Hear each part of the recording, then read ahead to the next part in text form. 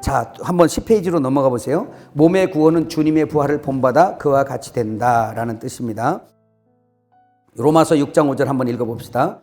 만일 우리가 그의 죽으심을 본받아 연합한 자가 되었으면 또한 그의 부활을 본받아 연합한 자가 되리라. 로마서 8장 29절 하나님이 미리 아신 자들로 또한 그 아들의 형상을 본받게 하기 위하여 미리 정하셨으니 이는 그로 많은 형제 중에서 맏아들이 되게 하려 하심이니라. 아멘.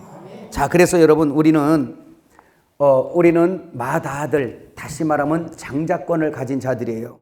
자, 예수님이 하나님의 맏아들이시죠. 원래 복자 장자이시지만 죽었다가 무덤에서 부활한 중에도 첫 열매이기 때문에 맏아들이세요. 할렐루야. 농사의 비유로 말하면 첫 열매, 생명의 차원에서 말하면 뭐예요? 가정의 측면에서 맏아들. 그래서 우리는 맏아들이에요. 왜냐하면 우리가 아버지 영을 받은 게 아니라 누구? 아들의 영이신 예수의 영을 받았기 때문에 우리는 태생 자체가 장자들이에요. 한번 해보시죠. 나는 장자권을 가진 자다. 장자권을 가졌는데 에서처럼 오늘날 한 그릇 팥죽 식물 때문에 자기의 챙겨 먹는 그 한 그릇 식물 때문에 장자권을 잃어버린 자가 너무 많아요. 에서가 장자였잖아요. 근데 팥죽 한 그릇 때문에 그 장자권을 소홀히 여겼어요. 잃어버리는 자가 너무나 많아요. 히브리서 12장 얘기입니다. 또 르우벤이 장자인데 이 양반은 또 음란해가지고 이게 또 성폭력범이 돼가지고 장자권을 또 잃어요. 오늘 여러분 교회 안에 이것도 한번 해주세요. 우리는 태생부터 장자권자인데 왜 장자권을 잃어버리는가? 이런 제목으로 한번 해줘 보세요. 그러면 창세기부터 장자로 태어나서 잃어버린 게 쫙 나와요. 이스라엘이 장자죠? 근데 그들은 뭐예요? 교만해가지고 또 장자권을 잃어버려. 그래서 우리가 장자가 돼버렸어요. 응?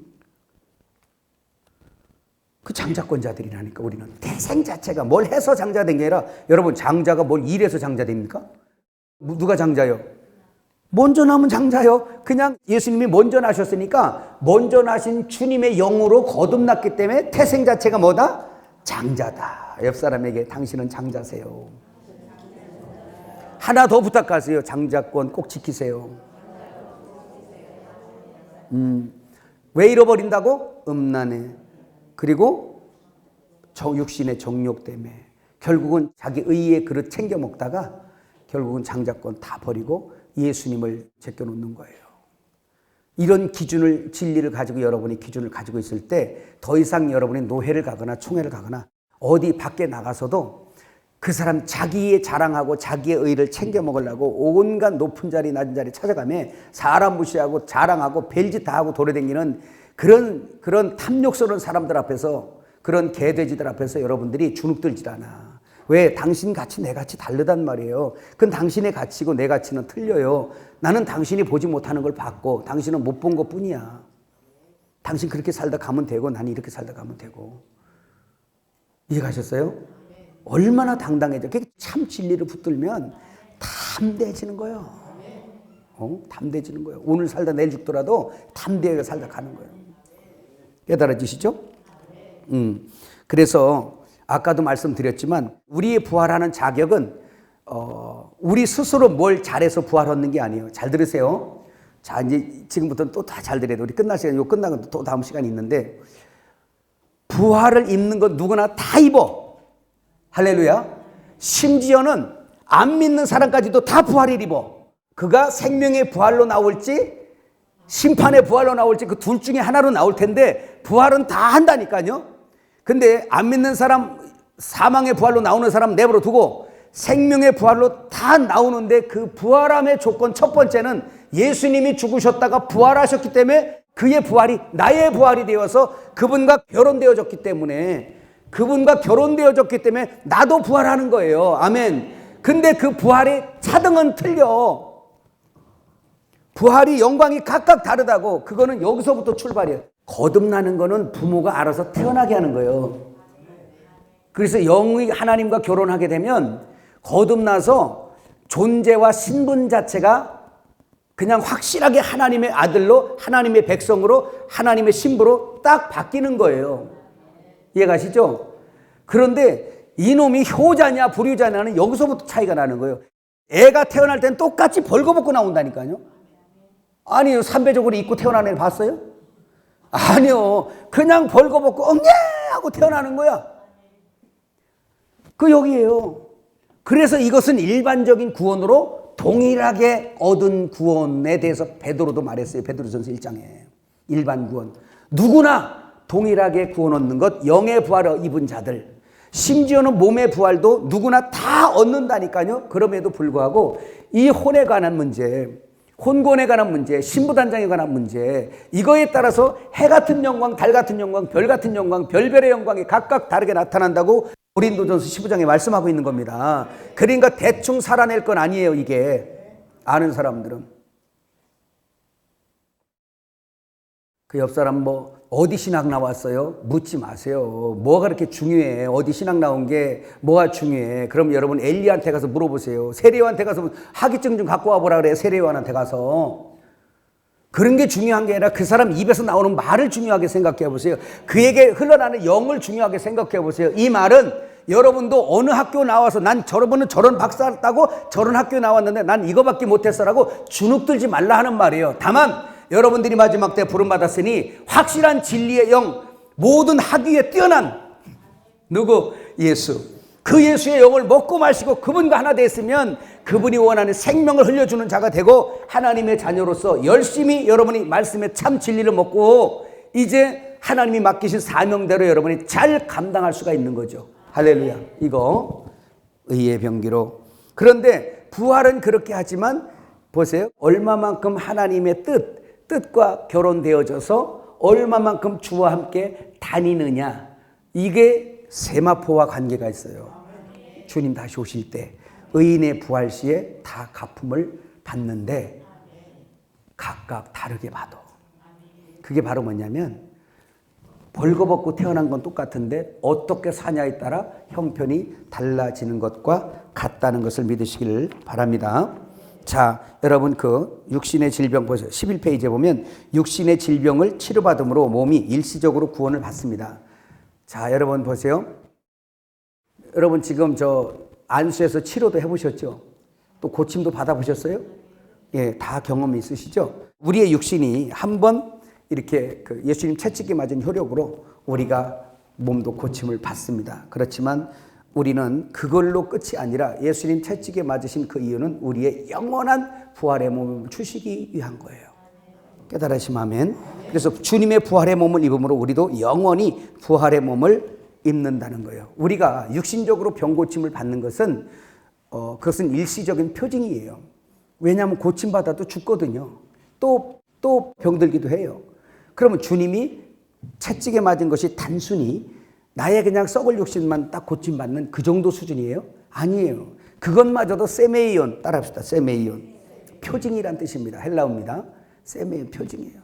그래서 많은 사람들에게 육신의 질병을 고쳐주면서 주님은 영원한 부활로 상하지 않고 썩지 않는 몸으로 갚아준다는 것을 알리시는 거예요. 그래서 여러분들에게는 기사와 표적도 많을수록 좋죠. 하나님이 주신다면 할렐루야 그런 거예요. 그래서 여러분 그 알고 부활의 몸의 상태를 상급으로 받는다. 그건 여러분 간단하게 설명하고 넘어갈게요. 거기 11페이지 한번 보세요. 빌립보서 3장 21절 시작. 그가 만물을 자기에게 복종하게 하실 수 있는 자의 역사로 우리의 낮은 몸을 자기 영광의 몸의 형체와 같이 변케 하시리라. 그렇죠? 우리의 낮은 몸을 자기 영광의 몸의 형체와 같이 누구 몸? 예수님의 몸과 같이 부활을 시켜주실 것입니다. 그런데 그걸 갚아주시는데 차등 있게 갚아주시죠.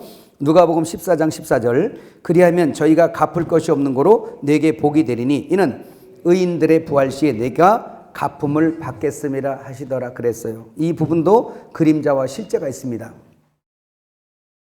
이것은 여러분 이렇게 아세요. 이것도 진리 알맹입니다. 잘 들어보세요. 너희가 누구를 대접하려거든 너희에게 도로 갚을 수 있는 사람을 대접하지 말고 너희에게 되갚을 수 없는 사람들에게 그들에게 대접을 하라라고 말씀하셨어요. 그리하면 그가 갚을 수 없는 거로 의인의 부활 시에 도로 갚음을 받을 것이다. 이렇게 말씀했습니다. 이거에 대한 표징은 우리의 살면서 가난한 자들이나 병든 자들을 돌아보는 거 당연한 거예요. 그렇게 하면서 하나님께서 기뻐하세요. 근데 이 말씀은 여기에 국한하지 않고 마태복음 7장에 있는 말씀처럼 거기 뭐예요? 구하라, 두드리라, 찾으라 막 그러죠?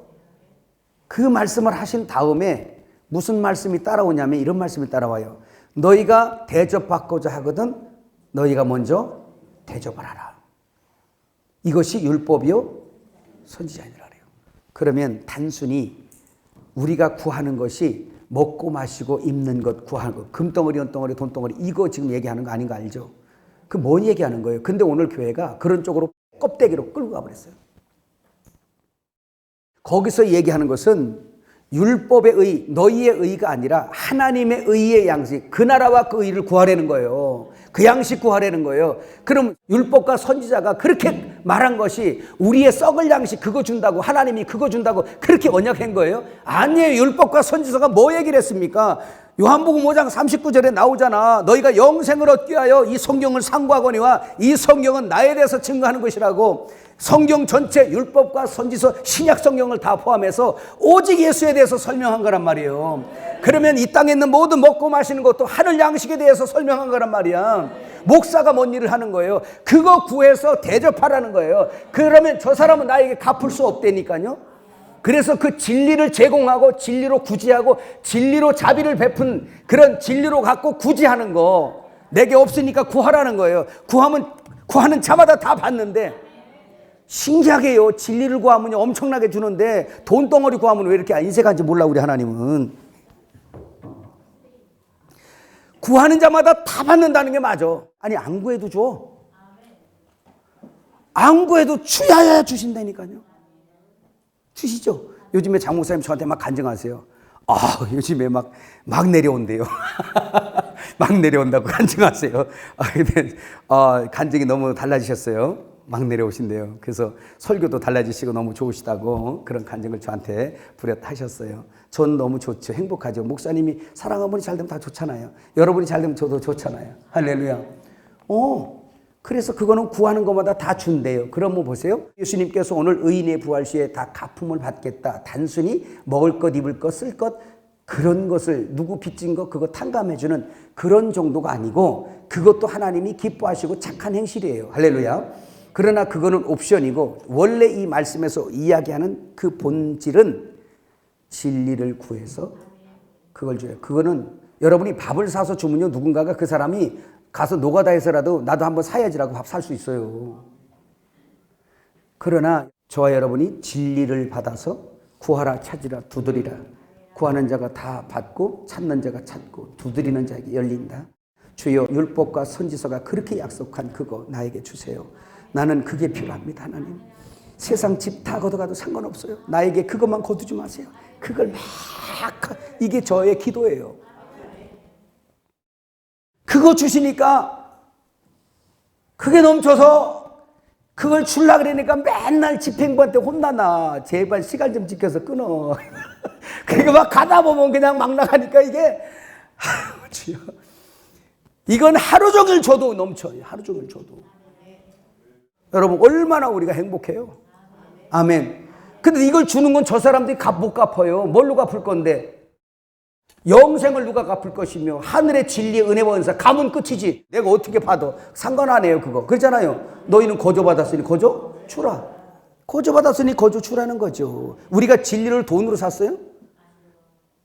주님의 초청에 부응했잖아. 우리 돈 없는 자도 오라 가 없이 사 먹으라는 거야. 계시록 끝에까지 얘기가. 그래서 값없이 내가 샀어요. 왜 사라 그랬을까요? 그냥 주지. 돈 없는 거 아시면서. 근데 값없이 사래요. 목마른 자도 오래요. 배고픈 자도 오래요. 그냥 준대요. 와서 먹되 사 먹으래요. 근데 값없이 사 먹으래요. 왜? 그건 돈 주고 살 수 있는 게 아니기 때문에. 그러나 너희가 이거 잊지 말라고 값없이 사 먹으라고 했다. 뭐? 너희에게 값없이 이 진리가 생수와 영생이 전해지기까지는 값이 없이 된 것이 아니라 내가 죽음으로 갚아준 거야 다.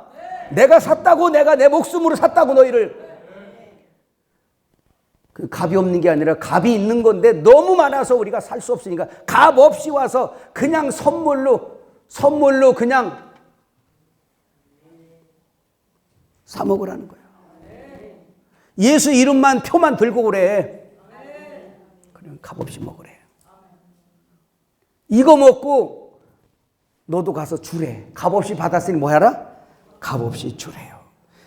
그래서 의인의 부활 시에 여러분이 참 진리의 말씀을 먹고 이렇게 나눠준 거에 대해서 있잖아요. 의인의 부활 시에 다도록 갚음을 받아요. 그래서 부활은 차등이 있어요. 한 구절 더 볼까요? 히브리서 11장 35절 시작. 여자들은 자기의 죽은 자를 부활로 받기도 하며 또 어떤 이들은 더 좋은 부활을 얻고자 하여 악형을 받되 구차히 면하지 아니하였으며.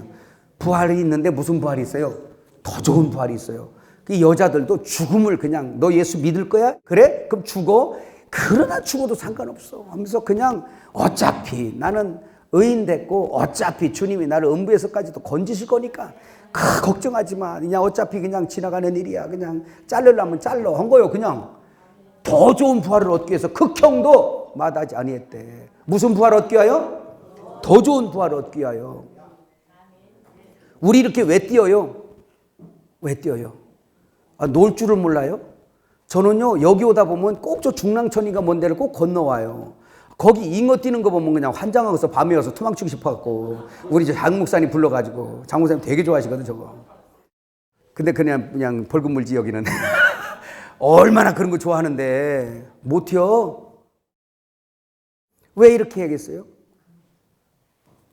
현재의 고난이 그날의 영광과 좋게 비교할 수 없기 때문에.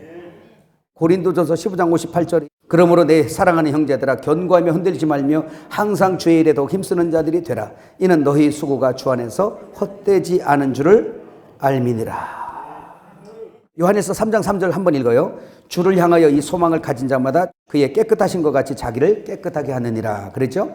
자, 그래서 우리 자신을 깨끗게 할 수 있는 방법은 금이신 예수님을 입는 것밖에는 방법이 없어요. 법궤 아시죠? 법궤가 뭘로 만들어져요? 우리는 조각목이에요. 근데 거기에 하나님의 바로 금입니다. 그래서 법궤는 조각목에다가 금이 입혀진 거죠. 또 뜰에 있는 번제단도 마찬가지예요. 조각목인데 노술이 입혀졌어요. 주님이 심판받음이 나에게 이렇게 세례로 인해서 같이 싸버린 거예요. 그래서 맹렬한 그 불에도 타지 않습니다. 이와 같이 맹렬한 불에 타지 않는다. 뭐가 생각나죠? 구약의 다니엘서에? 그렇죠. 사드락과 메삭과 아벳느고, 잘 들으세요. 요거 사드락과 메삭과 아벳느고가 풀무불에 들어갔어요. 평소보다 7배를 밝게. 이것은 최고로 뜨겁게 했다는 거예요. 그래서 거기다가 딱 집어넣는데 그 사람들이 믿음을 가지고 그냥 금신상하게 절하지 않겠습니다라고 하고 들어갔어요. 그 믿음 가지고 들어갔는데 그냥 들어간 것 같지만 믿음으로 들어갔기 때문에 믿음으로 말미암아 그리스도가 내 마음에 계시게 하옵시고, 그러니까 믿음으로 말미암아 그와 결혼되어져서 풀무불에 떨어져 버렸더니 불에 그을리는 냄새도 나지 않냐고, 머리털 하나 상치 않냐고 넷이 돌아다니고 있어요. 그래서 우리는 불시험을 당하여도 낙심치 않게 되는 걸 믿으시길 바랍니다. 예, 그런데 믿음이 없어 주님의 의를 입지 못한 그 사드락과 메삭과 아벳느고를 붙들고 있던 사람들은 밀어 넣지도 않았는데 그 불의 화력에 그냥 빨려 들어가 타 죽어버렸어. 이건 성도만이 번제단의 그 조각목처럼 노수로 쌓아졌기 때문에 맹렬한 불을 견디는 거예요. 우리 심판에서 견디는 거란 말이에요. 무슨 시험이 와도 우리는 불시험이 와도 견디게 돼 있어요. 이게 주님의 의가 우리를 덮어 보호하고 있기 때문에. 할렐루야. 이걸 엄청난 축복을 받은 거죠. 그래서 법궤 얘기했잖아요. 법궤. 우리를 깨끗하게 하고 그 법궤로 입은 우리가 금은보석 역사. 할렐루야. 그래서 새 예루살렘 성은 뭘로 치장되어 있어요? 금은보석으로 착 치장되어 있어요. 고린도서 3장 10절부터 15절에 나오죠. 나무나 풀이나 짚으로 진자가 나와요. 금은보석으로 진자들이 나와요. 나무나 풀이나 짚은 인간의 의를 얘기했고요. 금은보석은 주님의 의를 얘기했어요. 그래서 너희는 그 나라와 그 의를 구해라. 금은보석 구해라. 그 뜻이에요. 그래서 그렇게 잘 금은보석을 입혀서 치장을 잘 했더니 주의 의를 입어서 주의 의로 열심을 달려가 주의 의에 충성했더니 요한계시록 21장에 갔더니 뭐로 나와? 새 예루살렘 성에 12보석으로 쫙 단장하게 나와. 영광이 쫙 비치네. 13페이지 한번 볼까요? 부활의 성별. 여러분, 이 세상에 우리가 남녀가 사랑해서 결혼을 합니다. 아담과 하와가 결혼해서 한 몸을 이룬 것 같이 우리도 아담과 하와가 돼서 다 결혼들 하시고 또 이렇게 만났잖아요. 그리고 자녀도 낳아보고 하고 있어요. 그런데 이제 우리가 죽고 나면 저 하늘에 가서는 어떻지? 영의 세계에 가서 어떻지? 우리 집사람하고도 가끔 그런 대화를 해요. 예, 그래서 천국에 가면 우리가 결혼 같은 거 없다며. 난 그럼 좀 별로일 것 같아. 요즘 그래. 그런다? 근데 별로일 것 같아요. 그래서 내가 우리 결혼보다 이건 그림자니까 진짜 엄청난 그 주님과의 그런 누림이 있기 때문에 이런 건 아무것도 아니지. 예. 만일에 이 세상 결혼이 닿으면 바울이 결혼을 했지. 그런 얘기를 막 이렇게 나누고 그렇습니다. 성경에도 이와 같이 궁금했던 사람이 있었어요. 마태복음 22장 그 23절에서 32절에 보니까 예수님 앞에 와서 물었습니다. 어떤 이에게 친형제가 있었는데 첫째와 결혼해서 자녀를 낳지 못했어요. 유대 율법에 따라, 그 계대법에 따라 이제 자식을 못 낳고 남편이 죽으니 둘째 아들에게 들어가서 또 자식을 봐야 돼요. 둘째와도 자손을 생산치 못하고 죽었어요. 다시 셋째, 넷째, 다섯째, 여섯째, 일곱째까지 다 이렇게 한 번씩 결혼을 했어요. 한 여자가 7 남자를 만나게 됐던 겁니다. 이게 유대 계대법이라는 거예요. 이해가시죠? 그 이제 그리스도의 계복, 그 씨를 생산해내는 그런 그림자로서 대가 끊기면 안 된다라는 이스라엘의 어떤 계대법이죠. 바로 그런 것을 말씀하고 있는데, 이렇게 이 문제를 예수님에게 갖고 와서 그러면 부활 후에는 네 아내가 되리까? 라고 물었어요. 그랬더니 예수님께서 뭐라고 그랬죠? 너희가 성경도 부활도 오해하였도다. 부활 후에는 뭐예요? 너희가 천사와 같아서 시집가거나 장가가는 일도 없고 라고 이렇게 말씀한 겁니다. 자, 그렇다면 여러분 이 단원이 너무나 중요한 단원이에요. 이것은 왜 그러냐면 이런 걸 통해서 우리가 알 수 있는 것이 그림자와 실제에 대해서 우리가 공부를 하는 거예요. 그동안에 여러분 엘림에 와서 여러분이 많은 말씀을 들으면서 첫 번째로 이제 익숙해져 한 가지가 있다면 그림자를 보고 실제를 설명해 낼 수 있다는 걸 거예요. 그죠? 그리고 구약의 그림자를 들어 실제의 신약을 여러분들이 캐먹을 수 있다는 것. 우리의 일단 육신의 삶을 통해서 영적인 그리스도와 나의 삶을 이제는 설명할 수 있을 만큼 여러분들이 여러분 자신도 모르게 이제 이 안에 습득이 되어졌을 줄 알아요. 여러분 공감해요? 그렇다면 여러분은 대단해진 거예요. 그래서 여러분들은 이제 여러분들이 관광차 타고 어딜 가더라도 다른 사람하고 다르죠. 여러분들은 진리이신 예수님이 이 세상에 오셔서 가는 곳마다 있는 곳에서 그 제자들에게 그것을 예화 삼아 예표 삼아 그림자를 들어서 제자들을 훈육하고 교육한 그 사실을 여러분 아실 겁니다. 강에 가면 강의 그림자가 있어요. 산에 가면 산의 그림자가 있어요. 흘러가는 구름을 보면서도 비 오는 날도 비를 그칠 게 아니라 그 비 오는 걸 보면서 제자들을 교육을 해요. 풍랑이 일어요. 그 풍랑을 통해서 그 그림자 세계를 통해서 실제 주님의 어떠한 뜻을 그들에게 설명해 내는 겁니다. 쌀이 떨어졌나요? 쌀 떨어지니까 오병이의 기적을 일으키면서 그 실제의 성찬에 대한 하늘을 설명해 내시는 주님의 그 지혜를 배우셔야 됩니다. 그렇다면 여러분들이 추석책 들고 다니지 않아도 여러분들은 어디를 가도 산에 가면 산, 들에 가면 들, 지금 여러분이 이렇게 밖에 가면 꽃이 진 다음에 이파리가 파랗게 막 나와요. 생명의 소성함을 보면서 여러분 그것도 주님의 어떠한 생명의 어떤 소성함을 표현하고 있어요. 해가 동에서 떠서 서로 지나가면서도 그 해가 주님이라고 본다면 너희들의 일생이 시작해 동이 틀 때가 있고 질 때가 있음을 알고 지극히 이 세상은 시간이 존재하고 이것이 기한이 있다는 것을 우리에게 알려주잖아요. 그렇잖아요. 한 달도 마찬가지고 1년도 마찬가지예요. 그래서 봄이 오고 여름이 오고 가을이 오고 겨울이 오면서 절기를 들어서 여러분 뭐예요? 절기 공부를 했잖아요. 예수님의 절기가 그리스도의 절기가 있단 말이에요. 그 절기를 통해서 우리가 마지막 절기 장막절까지 이르러 주가 네 안에 내가 네 안에 서로 장막을 치고 거하는 절기로 마무리되는 걸 알면서 우리는 그 서로의 장막 하나님의 장막인 새 예루살렘 성을 공부하잖아요. 엄청난 진리를 공부하는 거예요. 그러니까 진리들이 돌아다니는 거예요. 이게 신학교에서 이것만 갖고 공부하는 게 아니라 그런 지혜가 열려지면 여러분들은 어디에서라도 그 진리가 툭툭 튀어나오는 거예요.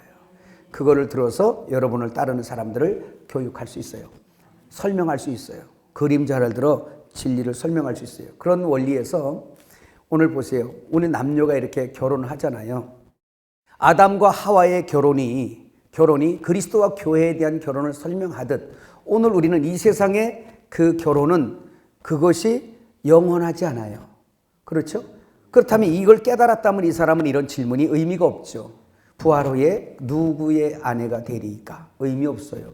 이 세상의 우리의 결혼은 참 결혼을 그냥 설명하고 끝날 뿐이에요. 우리는 죽기 살기로 결혼해갖고 죽기 살기로 자식 키우고 가지만 그 모든 것들은 다 세메이온, 표징에 불과하고 영원한 그리스도와 그리스도의 가정과 그리스도의 그 어떠한 가문, 하나님의 집의 가문을 설명하는 것 뿐이에요. 어떤 것이 가치 있죠? 영원한 것에 가치가 있잖아요. 이 땅의 결혼에 생명 걸고 진짜 실제 결혼을 등한히 한다면 그 사람은 진짜 미련한 사람이고 지혜가 없는 사람들이죠. 그래서 부활 후에는 성별이 없다. 그래서 성경은 그렇게 막 나가요. 볼까요? 제가 하나만 설명해 드려볼까요? 요한계시록 12장 1절부터 5절까지 보면 그 해 입은 여자가 사내아이를 낳는 게 나와요. 그 사내아이를 어떻게 낳죠? 그 사내아이도 원래는 여자였어요. 여자가 사내아이로 바뀌어버린 거예요. 그게 바로 뭐예요? 우리는 그리스도 안에서 여자예요. 같이 결혼할 여자고 결혼하는 여자예요. 그런데 온전히 순종해서 이제 완전히 신랑 남편인 남자인 그 남편이 머리가 인도하는 대로 따라가는, 그래서 그 자체가 남자야. 그게 사내아이가 되는 거예요. 이게. 그래서 사내아이를 누가 낳느냐? 여자가 낳죠. 여자가 누구죠? 교회입니다. 그 교회가 사내아이를 출산하는 거예요. 이해가시죠? 그래서 그 사내아이는 여자보다 강한 자인데 여자는 교회고 교회 안에서 순교자가 나오는 거거든요. 그래서 그 남자는 그리스도, 다시 말하면 이제는 완전히 결혼이 하나가 돼가지고 그의 삶이 남자 삶이에요. 누구 삶? 예수 삶. 그 사내아이가 출산되는 거예요. 죽으면 죽으라는 데까지 가는 거. 사내아이의 신앙이 되시기를 제 이름으로 축복합니다. 자, 그런 역사를 말씀하라고 있고요. 자, 근데 여기서 한 가지 더 설명할 것은, 여러분, 우리 안에 천국이 있죠? 다음에 시기적으로 오는 천국이 있어요. 이방인 시대가 끝나면 천년왕국이 우리 안에 도래할 겁니다. 그 천년왕국에 도래하게 되면 여러분, 사내아이 같이 우리가 진짜 이제 부활함을 입은 여러분, 저와 여러분들은 우리가 온전히 이겨서 먼저 된 첫 열매로 부활을 한다면 오늘 우리는 그리스도와 결혼이 되어서 천년왕국에 들어가서 또 왕노릇 할 거예요. 지금 영적으로 우리가 그리스도와 하나 돼서 이제 왕노릇을 하고 있어요. 그런데 실제 시기적으로 오는 그 하나님의 나라에서도 먼저 된 자들이 들어간단 말이에요. 나중된 자들은 천년왕국에 그 유업이 없어요. 그 사람들은 천년왕국 끝날 때까지 아웃사이더가 되어버려요. 그리고 마치 이런 겁니다. 유대인들이 먼저 됐지만 그들이 이기지 못했어요. 그들이 이겼다면 예수를 만났을 거예요. 근데 못 만났기 때문에 먼저 됐지만 나중됐어. 우리는 이방인 나중될 건데 우리가 먼저 됐어요. 그래서 약 2000년 동안을 우리가 먼저 되어 교회 시대, 성령 시대, 은혜 시대를 우리가 온 거예요. 깨달아지시죠?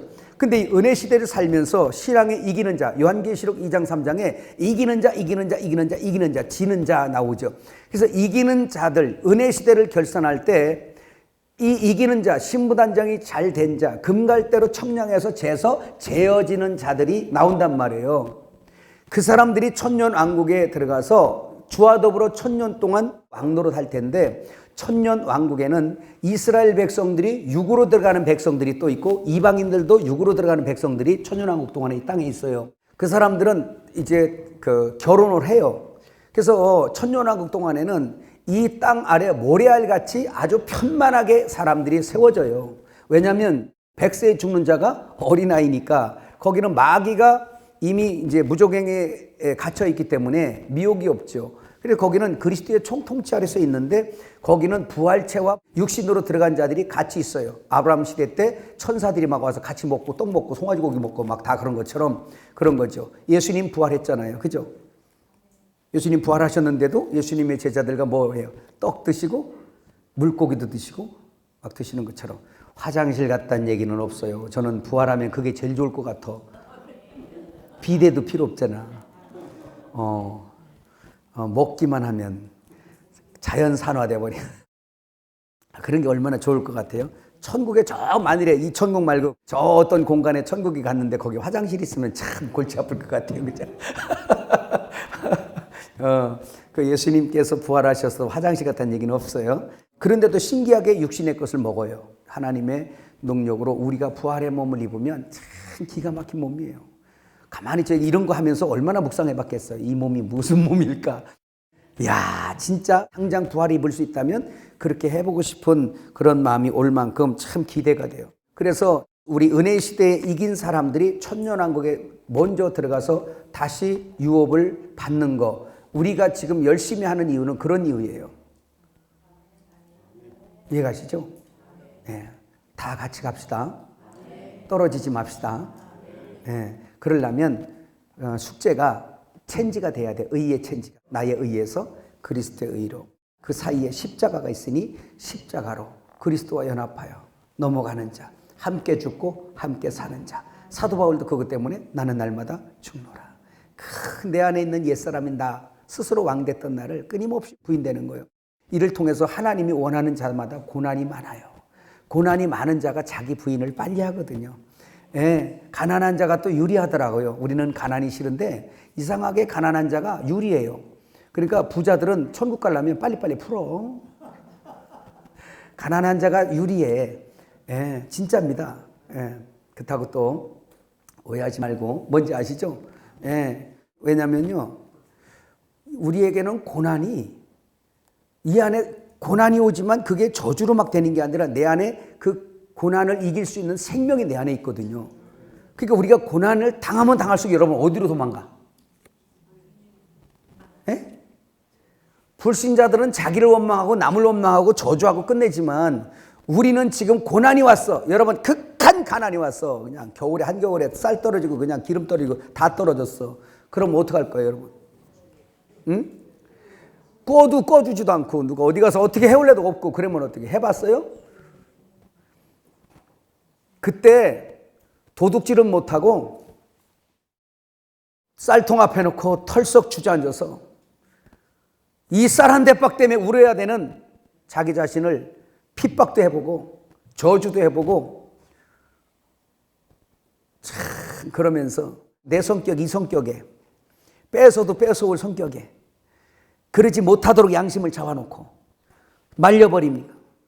그런 상황에서 자기 자신을 이야 내 인생이 쌀 한 대박 마누라 먹어야 될 장모님 먹어야 될 쌀 한 대박이 없어서 이거를 가운데 놓고 내가 기도해야 된단 말이야 내가. 이러면서 반은 하나님 원망하고 반은 자기를 학대하면서 참 인생 먹어내면서 그냥 미친 사람처럼 비를 맞으며 쏘다니고 소리를 객객 질러도 보고 밤중에 산으로 올라가 보고 막 여러분 그거 결국은 그래도 하나님은 내가 팔딱팔딱 뛸 때까지 주님은 아무서 침묵해버려. 뭐 하늘까지 뛰어 올라가서 멱살 잡을 수도 없잖아. 그러니까 그냥 가만히 이제는 팔딱팔딱 뛰다가 이제는 뛸 기운도 없을 때 그때쯤 되니까 성령으로 그냥 구름으로 싼 것처럼 확 쏴버리고 그 은혜를 확 입어버리니까 그때부터 눈물이 팍 쏟아져가지고 회개를 막 하잖아요. 주님 굶어 죽어도 감사해야 될 이자가 주님을 원망했습니다. 용사소서 용사소서. 그 산 꼭대기에서 비 오는 날 그냥 소나무 하나를 돌면서 한없이 울었던 기억이 있어요. 아이고 겪어보면 그냥 그때 주님을 얼마나 부르고 그때 손오공된 것 같아. 그냥 구름 위에 떠다니는 것 같아. 산 위에서 올라갈 때는 엄청 힘들었는데 내려올 때는 왜 이렇게 너무 근두운 타고 내려오는 것 같아. 너무 좋아. 갈 때는 그냥 집사람한테 미안하기도 하고 미안함이 성질로 나가서 그냥 뭐가 하면서 이렇게 나갔는데 반은 울고 성질나서 울어나가는데 내려올 때는 은혜의 눈물로 감동. 내 성격 아니까 우리 집사람은 또 이 사람 어디 가서 또 사건 저질러나 싶어갖고 비 오는데 우산 쓰고 밖에서 함부로 말도 못하고 무서워서 이러고서 이 사람 어디 갔나 찾아다니고 기다려 우리 집사람. 여러분 천둥번개는 막 치는데 그때 내려와서 시내산 올라갔다 온 거지.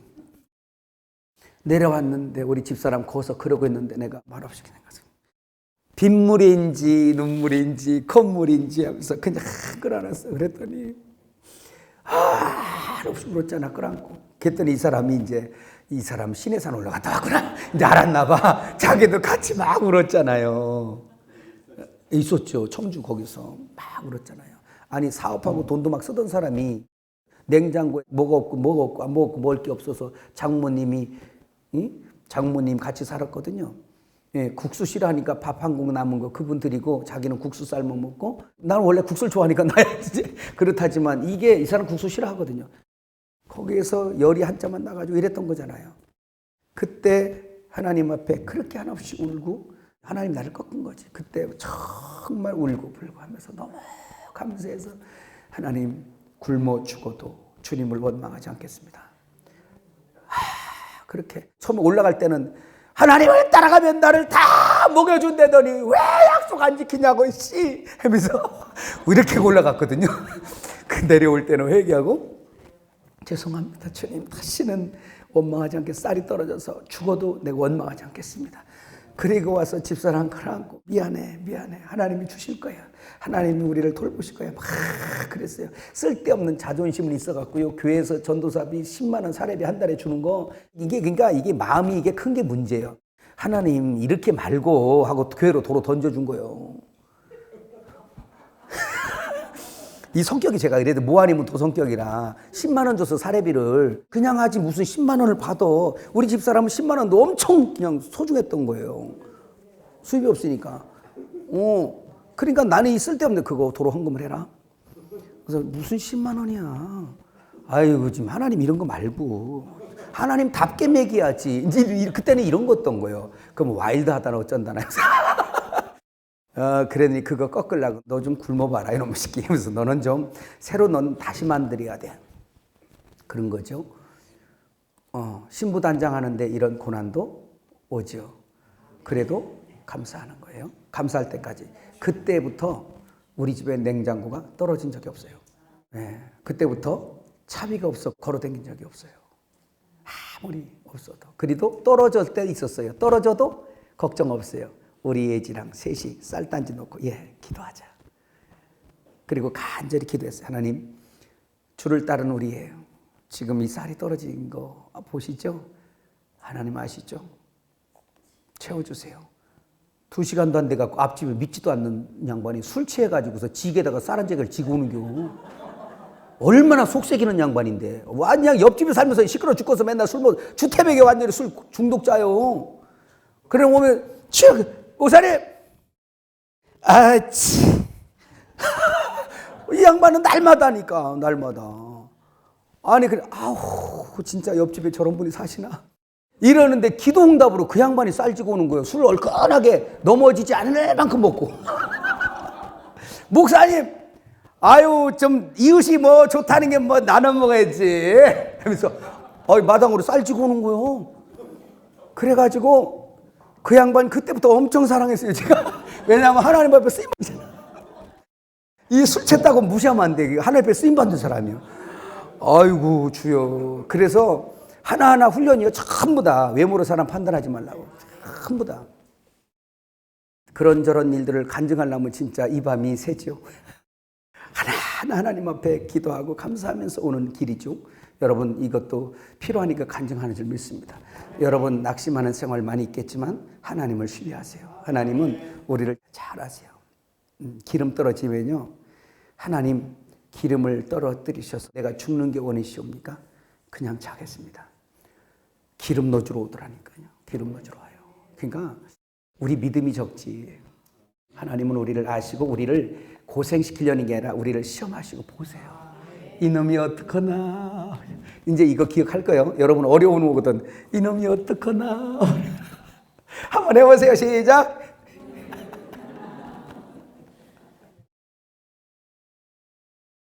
이사야 65장 17절에서 25절 한번 읽어볼까요? 보라, 내가 새하늘과 새 땅을 창조하나니 이전 것은 기억되거나 마음에 생각나지 아니할 것이라. 너희는 나의 창조하는 것을 인하여 영원히 기뻐하며 즐거워할지라. 보라, 내가 예루살렘으로 즐거움을 창조하며 그 백성으로 기쁨을 삼고 내가 예루살렘을 즐거워하며 나의 백성을 기뻐하리니 우는 소리와 부르짖는 소리가 그 가운데서 다시는 들리지 아니할 것이며 거기는 날수가 많지 못하여 죽는 유아와 수완이 차지 못한 노인이 다시 없을 것이라. 곧 죽는 자가 아이겠고 백세에 못되어 죽는 자는 저주받은 것이리라.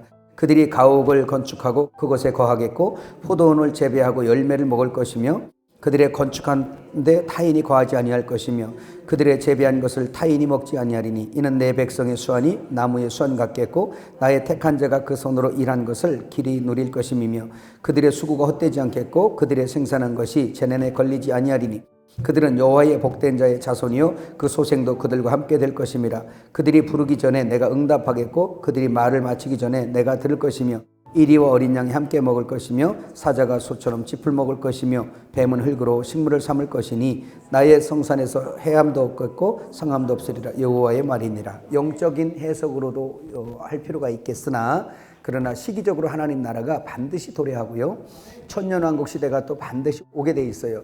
그때는 해가 7배를 밝아지며 달이 해같이 되어 거기는 밤이 없음이라가 됩니다. 그곳에서 우리 예수님께서 왕 중에 왕으로 계시고 그 다음에 여기서 이 은혜 시대 때 진리로 이기는 자들이 또 왕들이 되어서 분봉왕이 되어서 천년왕국에 이르고 그 육신의 백성들이 들어가고 또 이방 백성들도 들어가서 천년왕국에는 그의 사람들이 편만하고 천년왕국 끝에 마귀를 풀어서 그들은 미혹을 받아보지 않았기 때문에 공평하신 하나님이 그들도 한 번을 미혹을 뿌려요. 이해가시죠? 예, 그래서 그 다음부터 이제 하나님의 그 어마어마한 사역이 다 마무리가 되고 영원한 하나님의 나라, 영원한 결혼 시대로 돌아가게 돼 있다는 걸 기억하시길 바랍니다. 이해가셨죠? 자, 부활의 성별은 없다.